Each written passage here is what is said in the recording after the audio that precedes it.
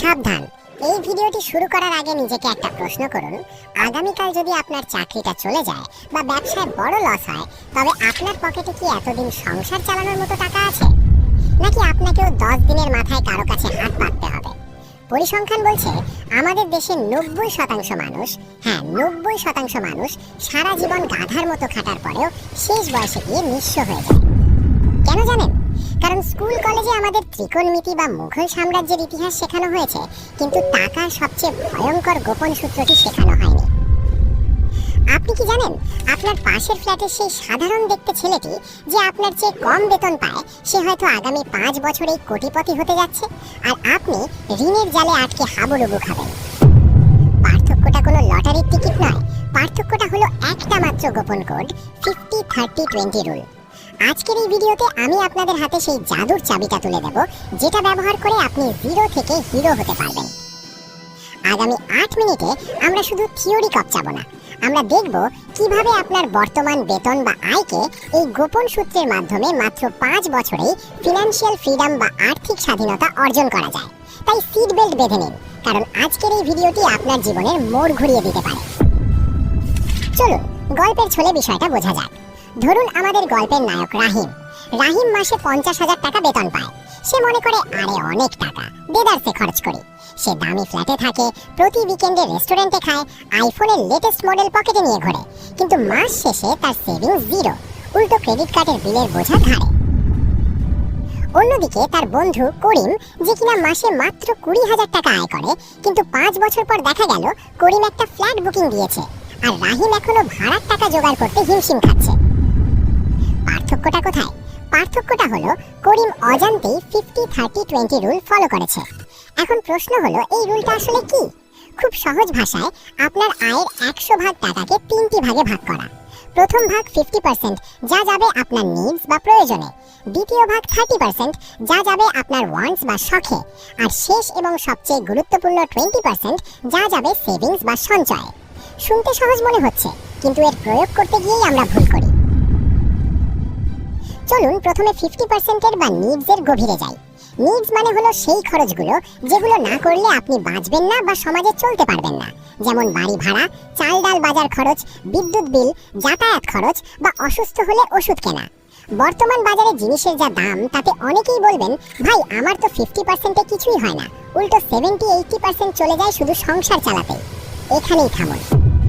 যদি আপনার আয়ের 50%-এর বেশি শুধু বেঁচে থাকার খরচেই চলে যায়, তাহলে আপনাকে দুটি কাজ করতে হবে। হয় আপনার লাইফস্টাইল ডাউনগ্রেড করতে হবে, নয়তো ইনকাম বাড়াতে হবে। লাইফস্টাইল ডাউনগ্রেড মানে আপনি যদি 15,000 টাকার বাসায় থাকেন, তবে 10,000 টাকার বাসায় শিফট করুন। যদি রোজ উবারে যাতায়াত করেন, তবে বাসে যান। মনে রাখবেন, ধনী হওয়ার প্রথম শর্ত হলো লোক দেখানো ভাব বাদ দেওয়া। বিল গেটস বা মার্ক জাকারবার্গকে দেখেছেন কখনো অহেতুক দামি কাপড় পরে ঘুরতে? তারা সিম্পল থাকেন, কারণ তারা জানেন সম্পদের আসল মানে ব্যাংকের ব্যালেন্স, গায়ের জামা নয়। এবার আসি দ্বিতীয় ভাগে, যেটা হলো 30%, আপনার ওয়ান্টস বা শখ। এই জায়গাটাই হলো আমাদের পকেট কাটার আসল ফাঁদ। ওয়ান্টস মানে হলো সেই সব জিনিস যা আপনার জীবনকে সুন্দর করে, কিন্তু না থাকলেও আপনি মারা যাবেন না, যেমন নেটফ্লিক্স সাবস্ক্রিপশন, দামি ক্যাফেতে কফি খাওয়া, ব্র্যান্ডের জুতো কেনা বা হুট করে কক্সবাজার ট্যুর দেওয়া। আমরা প্রায়ই নিডস আর ওয়ান্টসের মধ্যে গুলিয়ে ফেলি। ধরুন আপনার একটা ফোন দরকার, এখন 5,000 টাকার স্মার্টফোন দিয়েও কিন্তু কথা বলা যায়, ফেসবুক চালানো যায়। এটা হলো নিডস। কিন্তু আপনি যখন 1 লক্ষ টাকার আইফোন কিনছেন শুধু সেলফি ভালো ওঠার জন্য বা বন্ধুদের দেখানোর জন্য, সেটা হয়ে গেল ওয়ান্টস। সমস্যাটা আইফোন কেনা নিয়ে নয়, সমস্যাটা হলো যখন আপনার নিডস মেটানোর আগেই আপনি ওয়ান্টসের পেছনে টাকা ঢালেন। এই 30% টাকার লাগাম টেনে ধরা খুব জরুরি। নিজেকে প্রশ্ন করুন, আমি এই খরচটা করছি নিজের শান্তির জন্য নাকি অন্যকে দেখানোর জন্য? যদি উত্তর হয় অন্যকে দেখানোর জন্য, তবে এক্ষুনি থামুন। এই 30% টাকা যদি আপনি কন্ট্রোল করতে পারেন, তবেই আপনি 20% সঞ্চয়ের ধাপে যেতে পারবেন। এবার আসি ভিডিওর সবচেয়ে ইন্টারেস্টিং এবং লাইফ চেঞ্জিং পার্টে, 20% সেভিংস বা সঞ্চয়। এটাই সেই গোপন চাবিকাঠি যা আপনাকে সাধারণ মধ্যবিত্ত থেকে কোটিপতি বানাবে। অনেকেই বলেন, ভাই মাস শেষে যা থাকে তাই সেভ করি। ভুল। নিয়ম হলো income minus savings equals to খরচ, মানে বেতন পাওয়ার সাথে সাথেই 20% টাকা আলাদা করে ফেলবেন, যেন এই টাকাটা আপনার কাছে নেই। ধরুন আপনার বেতন 50,000, সেখান থেকে 10,000 টাকা প্রথমেই সরিয়ে ফেলুন। এখন প্রশ্ন হলো, এই টাকা দিয়ে কি করবেন? বালিশের নিচে রাখবেন? একদম না। বালিশের নিচে টাকা রাখা আর টাকা আগুনে পোড়ানো একই কথা, কারণ মূল্যস্ফীতি বা ইনফ্লেশন প্রতি বছর আপনার টাকার মান কমিয়ে দিচ্ছে। আপনাকে এই 20% টাকা ইনভেস্ট বা বিনিয়োগ করতে হবে। কোথায় করবেন? ফিক্সড ডিপোজিট, সঞ্চয়পত্র, মিউচুয়াল ফান্ড বা শেয়ার মার্কেট যদি আপনি বোঝেন। চলুন একটা জাদুর অঙ্ক দেখি, যাকে বলা হয় কম্পাউন্ড ইন্টারেস্ট বা চক্রবৃদ্ধি মুনাফা। আইনস্টাইন একে বিশ্বের অষ্টম আশ্চর্য বলেছিলেন। ধরুন আপনি প্রতি মাসে মাত্র 5,000 টাকা করে জমা নেন এবং সেটা এমন কোথাও ইনভেস্ট করলেন যেখানে বছরে 10-12% রিটার্ন পাওয়া যায়। আপনি যদি এটা টানা 20 বছর চালিয়ে যান, আপনি জানেন আপনার কাছে কত টাকা থাকবে? প্রায় 40 থেকে 50 লক্ষ টাকা। আর যদি টাকার পরিমাণ একটু বাড়িয়ে 10,000 করেন, তবে সেটা 1 কোটিরও উপরে চলে যাবে। চিন্তা করতে পারছেন? মাত্র 10,000 টাকা প্রতি মাসে সরিয়ে রেখে আপনি কোটিপতি হতে পারেন শুধু সময়ের সঠিক ব্যবহার করে। কিন্তু আমরা কি করি? আমরা ভাবি ধুর 5 বছরে আর কি হবে। আর এই ভাবনার কারণেই আমরা শুরুই করি না। মনে রাখবেন, বিন্দু বিন্দু জলেই সিন্ধু হয়। এখন আপনার মনে প্রশ্ন আসতে পারে, ভাই আমার তো অনেক ঋণ আছে, আমি কিভাবে সেভ করব? যদি আপনার মাথায় ঋণের বোঝা থাকে, বিশেষ করে ক্রেডিট কার্ডের লোন বা চড়া সুদের লোন, তবে এই 20% টাকা দিয়ে আগে লোন শোধ করুন, কারণ লোনের সুদ আপনার ইনভেস্টমেন্টের লাভের চেয়েও ভয়ঙ্কর। লোন শোধ হয়ে গেলে তারপর পুরো দমে ইনভেস্ট শুরু করুন। এছাড়া ভিডিওর এই পর্যায়ে আমি আপনাদের একটা প্রো টিপস দিতে চাই, সেটা হলো এমার্জেন্সি ফান্ড। বিপদের কোনো হাত পা নেই, হঠাৎ চাকরি চলে যেতে পারে বা বড় কোনো অসুখ হতে পারে।